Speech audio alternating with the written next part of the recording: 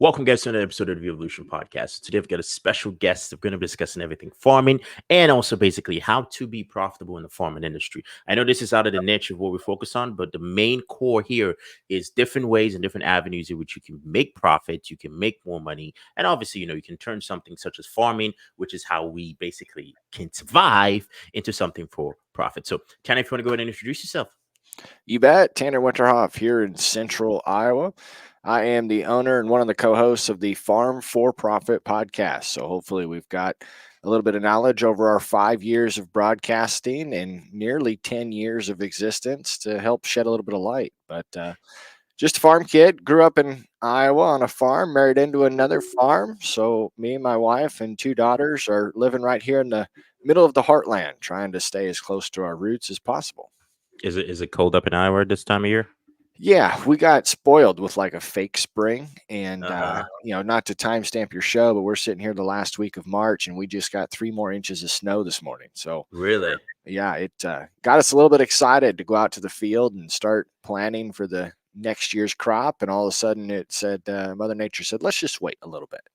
Interesting. So I'm pretty new to farming, right? But how does it work when it's snowing? Like, how does it work with the crops? Like, what precautions do you take per se to make sure you don't lose everything?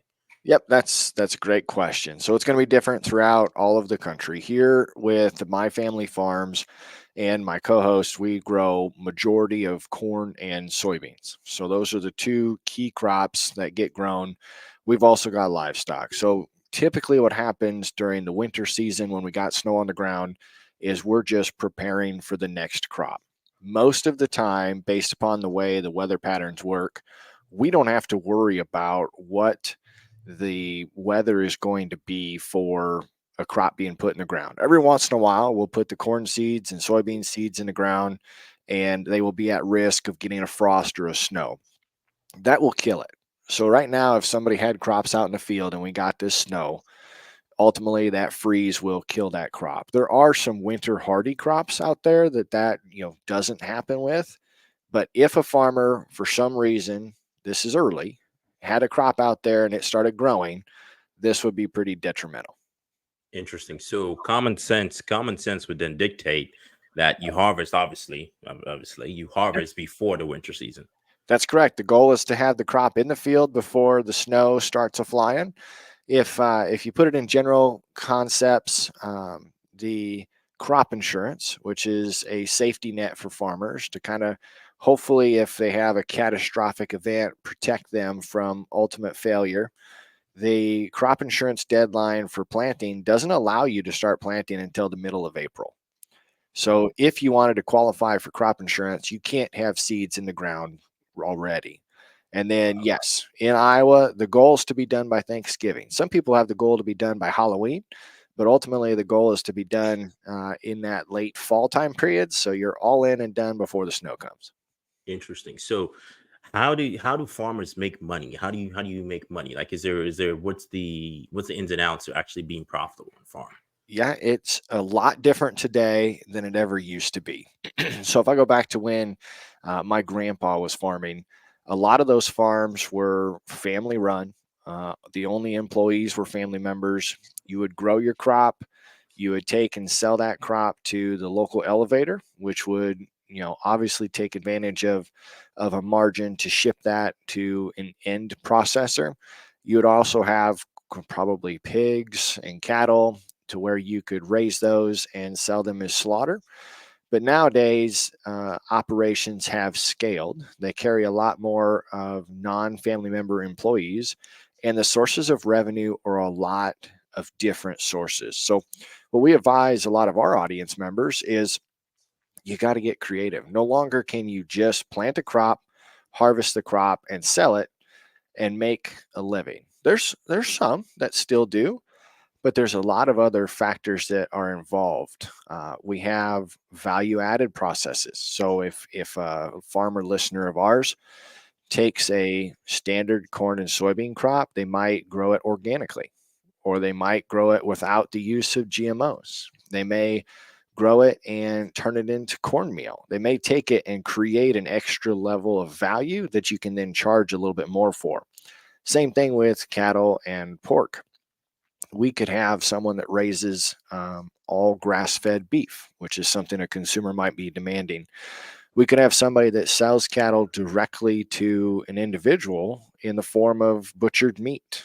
Rather than going to the grocery store and buying your steaks or your hamburger patties, you could partner up with a farmer in your area, and that farmer could sell direct to the consumer. There's also other programs that are involved. You can get some revenue sources for the use of cover crops or more sustainable practices.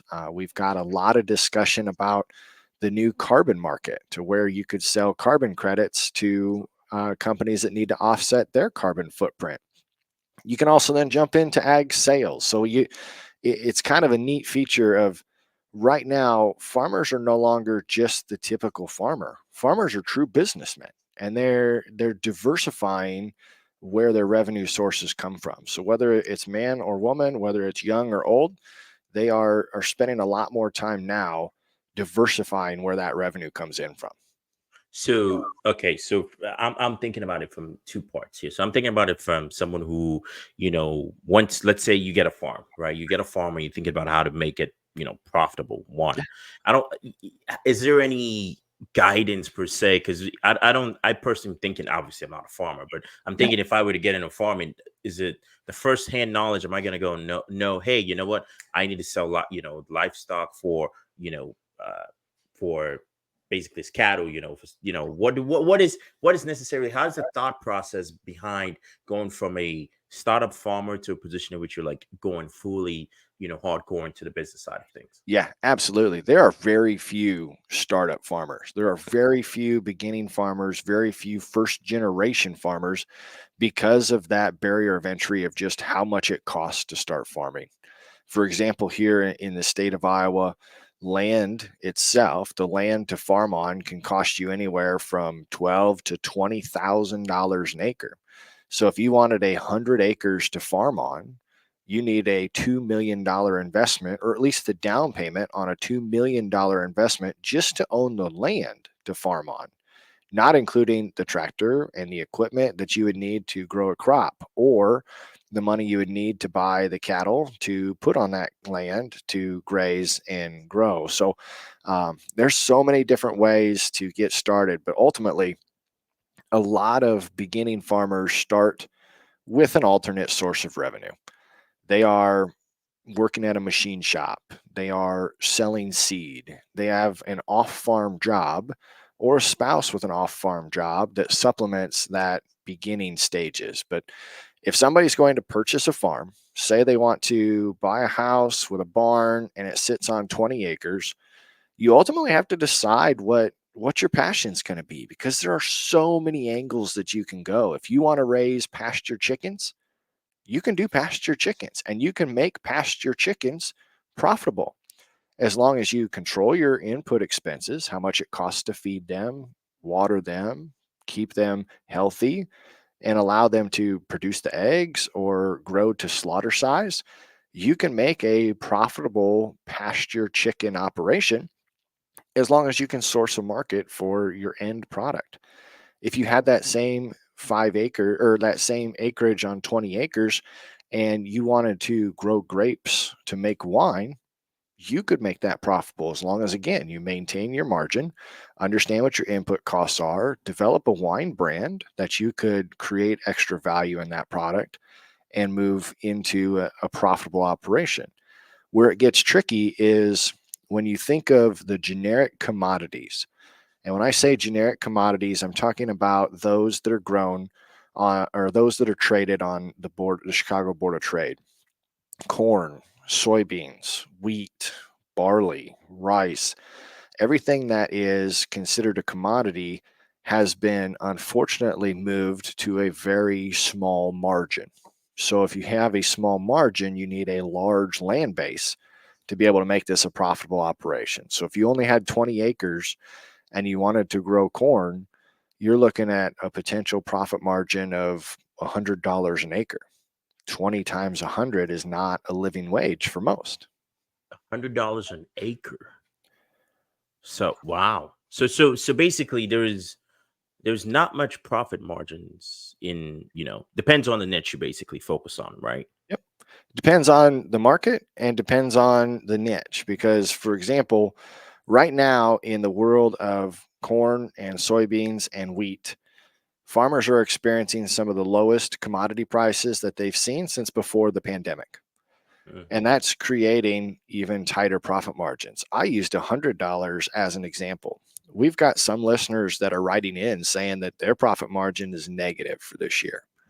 Their Wow. prediction is that they're potentially going to lose money. Now, there's So ways that, why is that? Why is that? yep, Why do you think what's the main cause of that?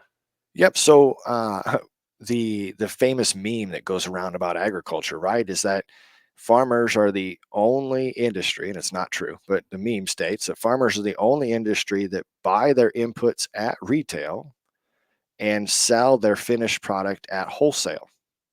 So it should be Okay. flipped, right? You should be able to It buy your should be, yeah. inputs at wholesale and sell your final product at retail. But it's just the nature of the fertilizer, the seed, the chemical, and the assets that you need to grow this crop. Those costs are not coming down as quickly as the price for the end commodity is dropping. So every once in a while, you get caught in a cycle to where what it costs to grow it doesn't decrease in expense as quickly as your revenue is dropping for the price that you can sell it for. Two different ways you can protect yourself, right? Is you can manage your costs, spend less, apply less, do less with inputs, or buy in larger quantities, right? So manage your inputs. Or secondly, price protect the end game. Maybe you sell early or you put in stops that have floors to protect you, but it's difficult to anticipate because nobody has a crystal ball to see what the future looks like. That's true. But every time there's a cycle that goes down, you might have to wait a couple of years. There's usually an opportunity for a windfall. So if you can hang on, if you can survive, if you can break even or have enough reserves, there's eventually going to come a time to where those inputs have come down. The cost to grow the crop has come down. And all of a sudden, the price that your commodity is worth after it's been grown starts to rise. So if it starts to rise faster than your costs, now you could have an opportunity to recoup a large profit margin. So on their government subsidies, for instance, Yeah. for farming. Okay. Yes. Okay. Yep. So the government, because I'm also assuming from a perspective of, does that mean, for instance, the fertilizers, for instance, as a farmer, you get to, specific discounts on it? Yeah. So most of the subsidies that come to farmers are in the form of that crop insurance protection program. So instead of paying an entire premium, part of that premium is subsidized. So, for example, you want to protect 75% of your crop. You're willing to take a 25% loss. You're going to protect 75% of it. A portion of that premium is subsidized based upon a calculation. That then provides you the opportunity to purchase insurance at less than market cost. The government has done this for a long time through the farm bill to provide that safety net, because there's been times in the past to where all of a sudden you have a dust bowl or an extreme drought and you have large portions of the country that have complete wipeouts of their crop, and now you have generations of farm wealth at risk of going bankrupt. So that's a program that the government has felt is necessary to provide an incentive for farmers to purchase this insurance to protect themselves in case of a natural disaster. It's not required. Farmers are not required to purchase insurance. I will tell you, a lot of times, if a farmer has money borrowed, a financial institution will require some type of an insurance, some type of a guarantee for them to be able to allow that protection, that safety net, because they want repaid. They don't all of a sudden want 1 year for their customer to go bankrupt and now their loan goes bad. So there is subsidies. There are not subsidies very often in the form of you grew corn. I'm going to give you extra money for your corn as a part of a subsidized package. There Interesting. was there was a point in time during the Trump administration that we were negotiating and importing a lot of additional tariffs on the Chinese trade.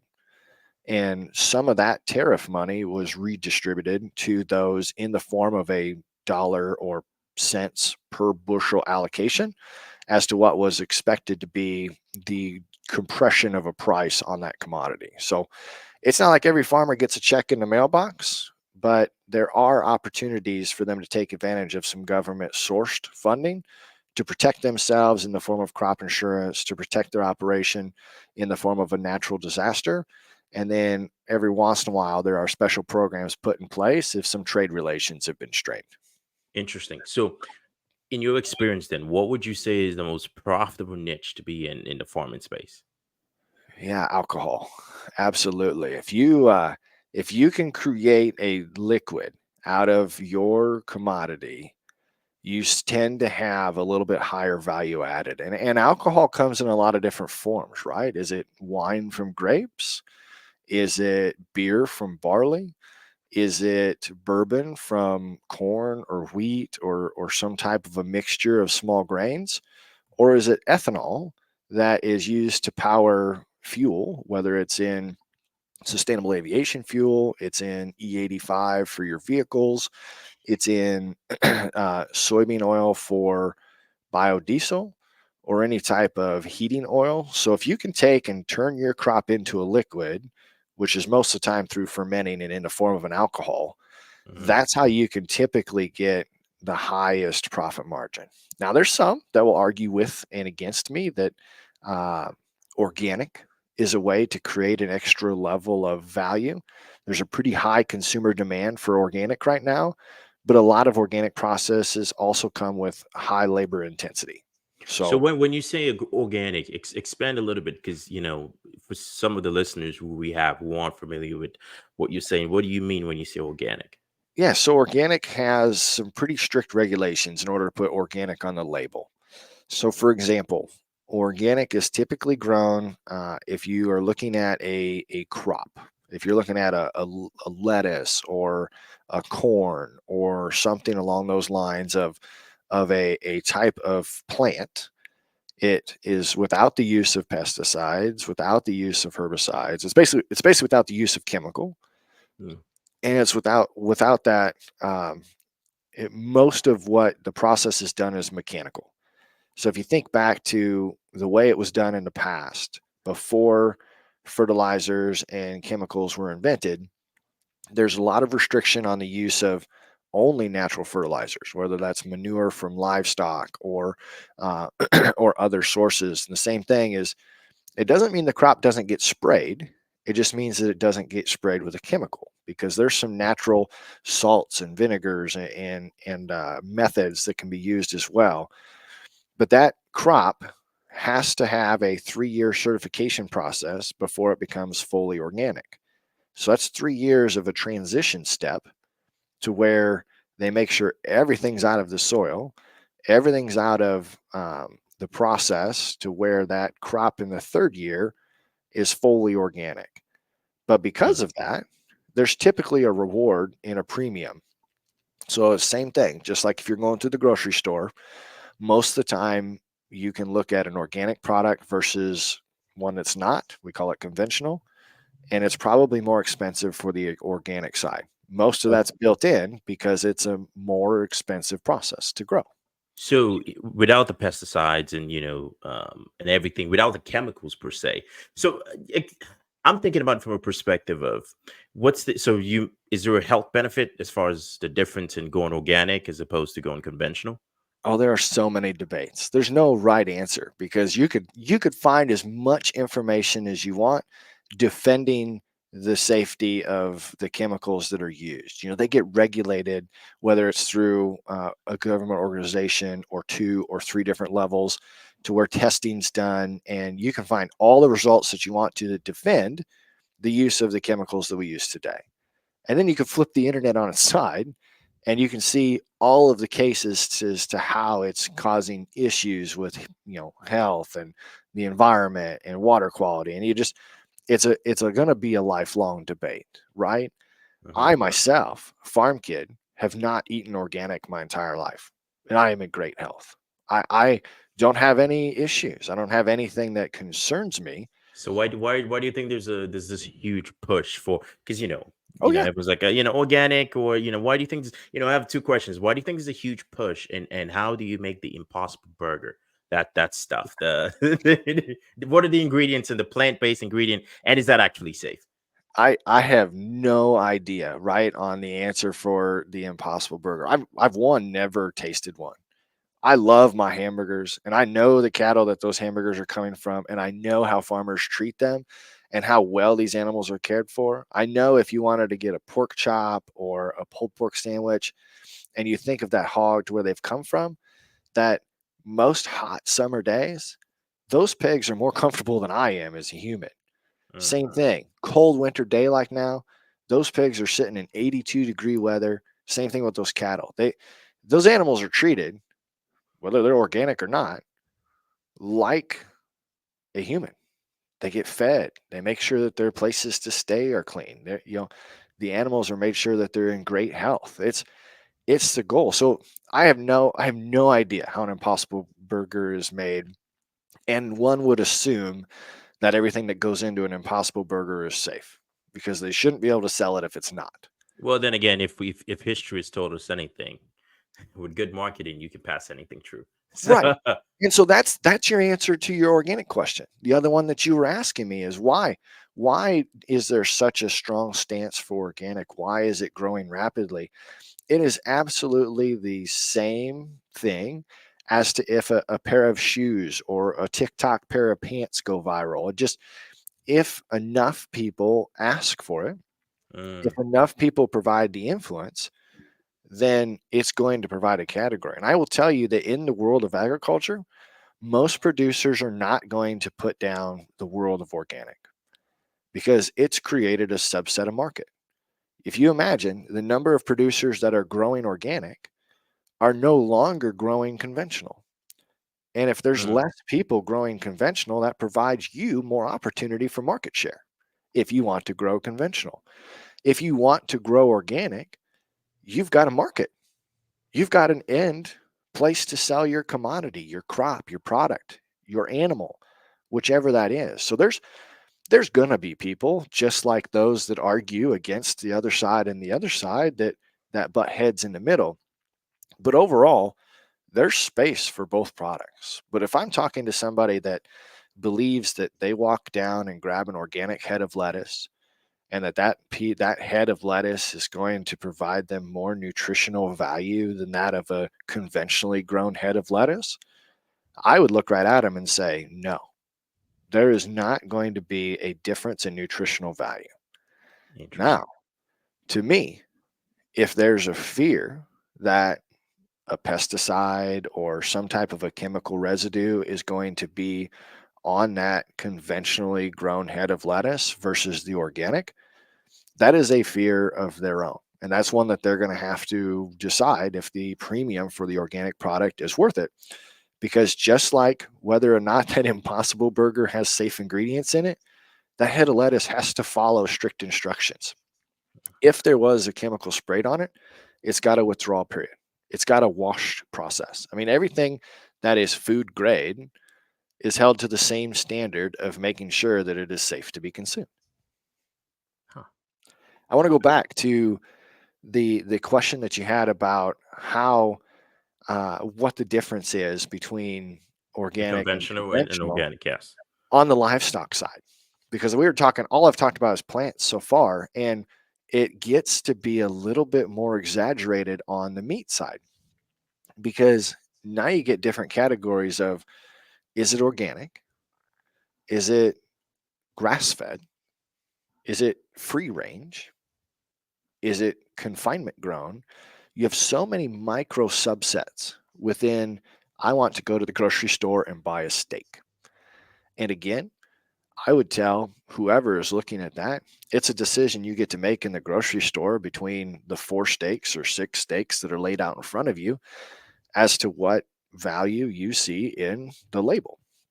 Because ultimately, yes, a grass fed calf, a grass fed slab of beef is going to taste and look different than a corn fed piece of beef because the protein sources that calf is getting out of grass versus that's getting out of a corn mixed diet. By the way, corn-fed beef also gets fed grass. It just gets fed less grass.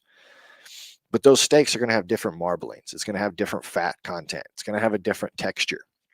The same thing if you go with an organic beef, that means that everything that calf has eaten in its entire life has been grown organically. It doesn't mean it's not corn. It doesn't mean it's not grass.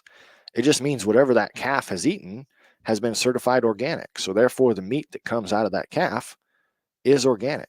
So that organic steak could have the exact same characteristics of a grass-fed steak or a corn-fed steak. It's just that the ingredients were considered organic. So it's fascinating when you look at how many different subsets consumers have demanded in their food choices, and they have every right to.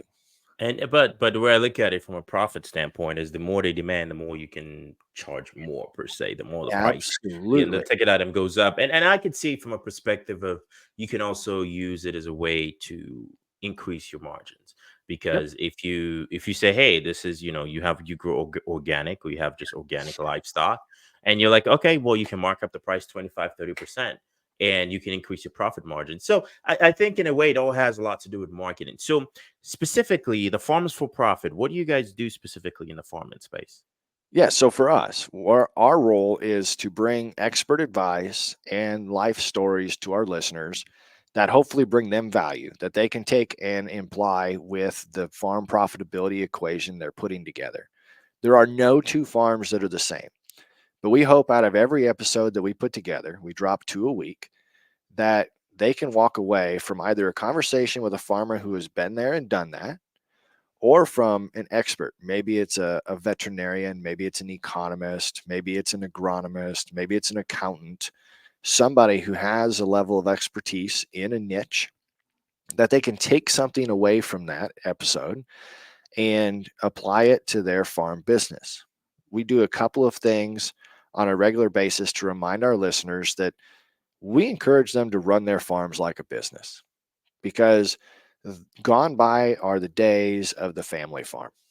You no longer can do it the way grandpa did it. There's no longer the way you can do it that great grandpa did it when he moved west and established into his farm. So it's fascinating that the family farm mentality, because of how tight the margins are in agriculture, has to be combined with business acumen. You have to do budgeting. You have to put together an advisory team, whether it's an attorney, an accountant, an insurance agent, a CEO from a non-agricultural company, someone who understands HR. You put together a team of experts, because just like a regular business owner, you wear a lot of hats as a farmer. Business owners, as they scale their business, they hire experts. They bring in a CPA to be their CFO. They bring in somebody who is an expert in marketing, because I want to create some extra storylines or value behind my brand. They bring in somebody that can do the administrative work. So we encourage our listeners to run their farms more like a business. Our tagline is, if you aren't going to farm for profit, you won't be farming for long. And that's the same thing. That same tagline can go for, you aren't going to be a plumber for long if you don't plumb for profit. If you aren't going to be profitable in your marketing agency, you won't have a marketing agency for very long. So we first ask all of our listeners to start thinking of their farm like a business. And sometimes that's hard, because you look at underperforming employees and they might be your brother or your sister or your cousin. And those create some really difficult conversations. Or you look at somebody who's not generating as much value to the operation, and it might be your aging parent, and it's time for them to retire. And that's not easy to talk about. But we focus on those little pieces that, by the time the listener puts all of our episodes together, and we've got 5 years, almost 400 shows, at least 350 shows, and they can walk away and think, okay, if I make this little change, if I invest in this technology, if I connect with someone who's an expert on marketing my grain so I can protect myself when prices go lower, we just hope that they grab something out of that to protect the margin and make that margin as wide as possible so they can farm for as long as they want to. Interesting. So basically, you are the consultant space for farmers. Yeah, we like to say that we don't have to be the experts. We love interviewing the experts. But by way of that, we learn right alongside our listeners. The biggest advantage that we have is we've talked to 350 people about specifically making farming more profitable. That's good. That's interesting. So we've covered a few things, on the organic side, conventional side. Now, what are a few things? Is that if I'm listening to this, and I think one of the episodes it hasn't aired yet, but we had a guy on who was in the how would I call it? I wouldn't say it's a land flipping business, but what he would do is he would buy because he had just bought I think it was 100 acres. He purchased 100 acres at 10,000 an acre, so it's roughly about a million, and he flips them and sells each acre at roughly about 20,000. He subdivides it and sells an acre for about 20,000. But what he has done is like he finds a niche where basically people have all this farmland or all this land that they're not using, and he says, "Hey, if you give me a portion of it, I buy them from you." He goes and flips them. So from that perspective, I've started to realize that there is some money in land and the land perspective, right? But then speaking to you in the farming side of things, because I personally believe, how would I put it? When you know how to farm, or you learn how to farm. So my sister had what do you call it, chickens. So I don't know much about this, but she had a lot of chickens. Basically, the best way to put it. So she would, whenever they laid eggs, she would gather the eggs up and she would sell them out. So she became one of the suppliers to the of eggs, and she was actually making a really really decent margin on them. It was about 50% for 50% spread. So I'm just listening to this and I'm thinking, I'm like, okay, would you advise, because saying you had mentioned earlier, there is no such thing as a startup farmer. Would you advise someone to get into farming? Would you advise either be a startup farmer or be an investor in a farming with someone who has an existing farm? I would say if somebody has an interest in entering agriculture, investing would be the simplest, right? The Yeah. simplest way to get a return on a very quick basis.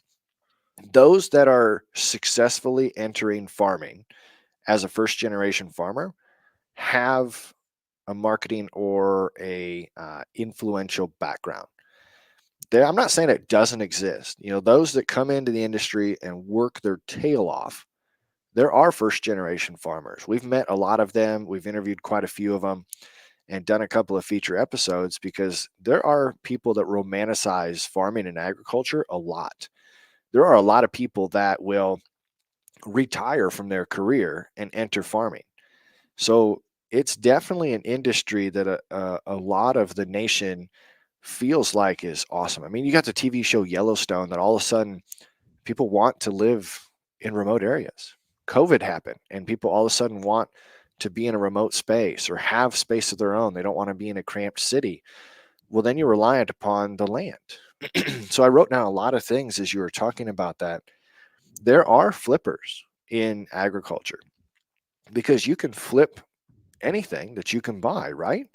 You could be a cow trader, is what we call them. You could buy a cow and flip it. If you knew a place that you could find a niche market of cows that you could buy cheap or under the market and bring them to an area to where they are running at a higher price, you can flip that cow in less than a week and make money. For example, unfortunately, there's been large wildfires in Texas. Those wildfires damaged rangeland, pasture land, and feed for cattle. So if you had the opportunity to buy cattle out of Texas and bring them to Colorado, North Dakota, South Dakota, Iowa, where I'm at, to where we haven't had drought and we have feed accessibility, you could potentially make money on those cattle just by buying them and moving them to a different portion of the country. You can do the same thing with farm equipment, right? You can take a tractor. If you could find a niche to buy tractors under the market, bring them to an area that needs tractors and sell it for more money. You can do it with farmland, even different than the example that you had with your previous guest, to where you could buy the land under the market in the last, since the 80s, the value of land has outpaced the economic return that the S&P 500 has given investors. So even if you bought land and held it for a period of time, speculation, you could potentially flip land and make money by investing in agriculture. So there's a lot of different ways that you could take that same flipping model and take place and participate in agriculture. It's not like flipping, but there's also brokering. You don't even have to take ownership of the asset, but you could broker the cattle from one person to the next. You don't own them, but you say, hey, I know farmer A has cattle to sell. I know farmer B wants to buy cattle. I'll make a margin in the middle and I will connect the two of you. You can do the same thing with brokering loads of semis or something in the transportation side. But there's a lot of opportunity to go there. But back to my comment about those first generation farmers that are entering and doing it successfully, if they have a marketing background, they have the opportunity to create that extra value added. We got to do an interview that hasn't gone live yet with Tyler Froberg of Froberg Family Farms in Alvin, Texas. His family has a U-pick farm. So they base off of strawberries. They plant the strawberries, but they don't harvest them. The community comes out to their farm and pays to get a bucket, and they can go out and have the experience of picking fresh strawberries right off the plant and then pay for the strawberries as they leave. So they don't have the labor to harvest their crop because the community comes and does the harvesting for them. And they do the same thing with flowers and peas and other crops on their operation that allow them to develop this relationship with their community. They then can create an entertainment platform.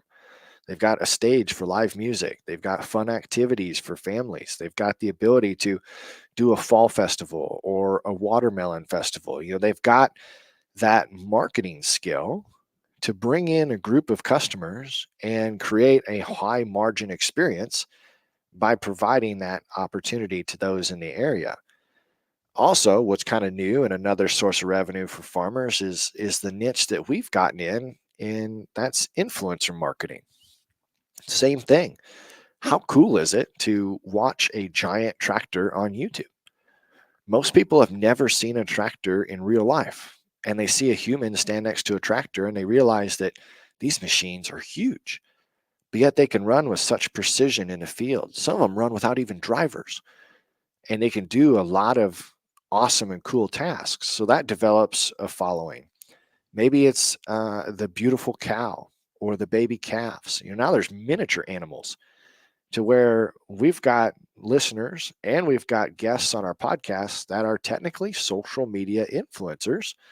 And they're now taking that ability to generate revenue that they can inject back into their farms and continue to provide growth and stability to their operation, whether it's working with brands outside of ag or it's like us and we work with brands inside of agriculture. I mean, I'm wearing hats like you would see patches on a NASCAR suit of companies that support our media realm that really want us to continue to develop our message and share it with people, not only in agriculture, but also outside of agriculture. No, I love it. I love it. I love the I was about to say, I mean, there's a John Deere hat, the Sawyer hat, and can't see the Now, third one there. we got Suka. I'm sorry. Suka. This is the Sower hat. This is the Suka hat and John Deere. I'm wearing a Maya hat. Maya is a cornhead company. So it's like this company is very specialized. The only thing they make is the head or the piece that goes on the front of a combine, and it's only made to harvest corn. Huh. So that's like you saying, I am going to create a part for a car, and the only part I'm going to make is the left wheel. So I mean, it's just so fascinating as to how these companies can continue to grow. So like Sower, they're a land investment fund. This is actually somebody that your listeners, if they wanted to invest in agriculture, so this is something that if your customers want or your listeners want to invest in agriculture, they can go to Sower and they can invest money into this fund, which buys farmland. Huh. You know what's interesting is I actually just found out about what you call it. So this Vino, you can invest in wine. Oh yeah, Apparently, I didn't. Yeah, Vino. I think Vino, and then sower. So it's very fascinating as far as because a lot of my listeners are basically in the business space. yeah. So farming, I know we have. I know of, a few of our listeners personally. One of them is a big bourbon. I mean, and when you talk about bourbon, anything bourbon, he knows anything in that realm. And in the investment side of things, it's very, very good, guys. So we're going to include the links to definitely go work with the company. Soar. I personally also will be checking them out because I want to invest as well in a farming space. And I'm not necessarily going to be, I wouldn't say I have the time to be in the field farming, nor would I even know the first thing to do, when it comes to farm. But definitely, you will, guys. I would definitely be including a link to if you want to invest in Soar down in the description as well. But yeah, if you want to go ahead and tell us about the other companies. Say it again. If you want to go ahead and proceed, yeah, absolutely. I was just Oh making a slight yeah. commentary there. No, I like that. So John Deere, right? That's a national brand. That's one of those brands that um, even some non-agricultural folks want to buy a John Deere hat or a shirt, or they want to have boots that have John Deere on it. I got It's a funny become joke. iconic. So it's a funny. Someone said this. Are you familiar with Miami? Yeah. Yeah. So in Miami, one of the commodities is a guy to have is, for instance, you have the fancy cars, the penthouses and all that stuff.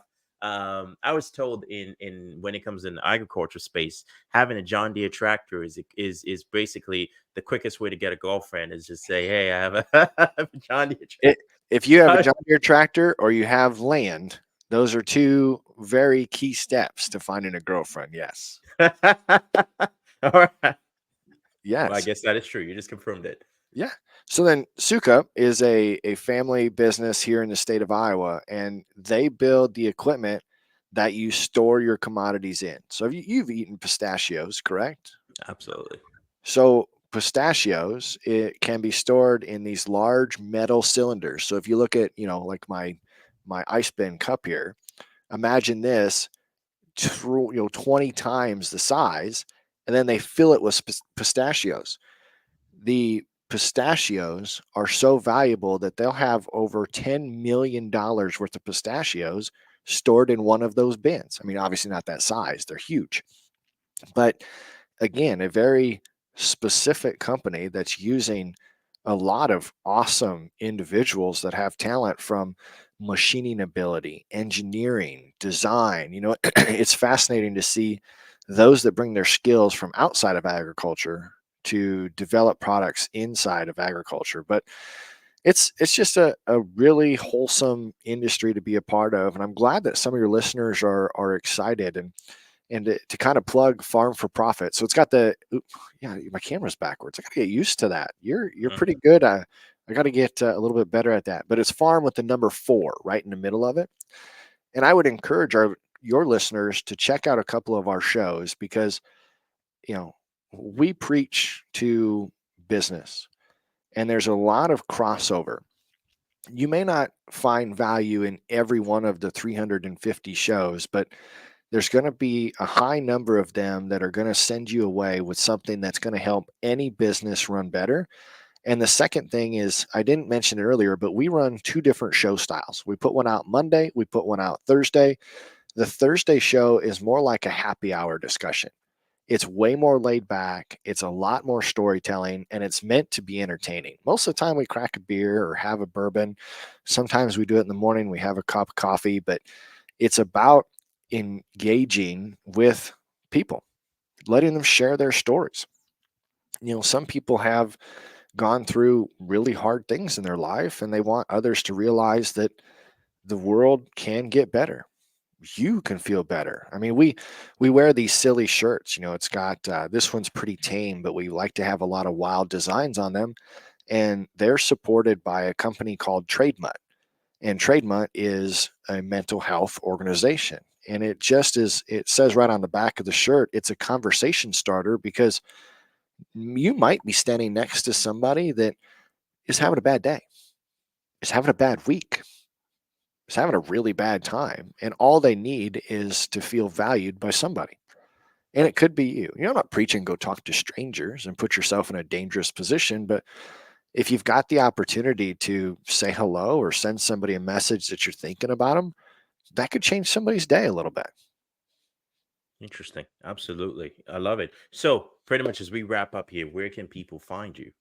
Yep, we can be found everywhere if you search Farm for Profit. We've got a YouTube channel.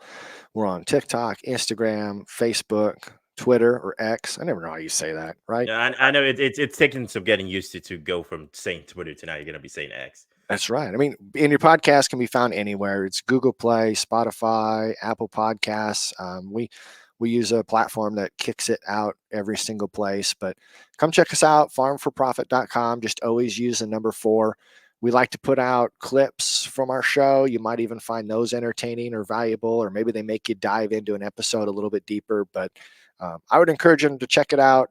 The episodes that start with F4F, which stands for F Farm for Fun, are usually those ones that are a little bit more laid back and can get wild at times. But ultimately, if you've got a lot of business owners and business operators, there's some pretty cool stuff. We did an episode that had a lot of sales techniques in it about 4 weeks ago.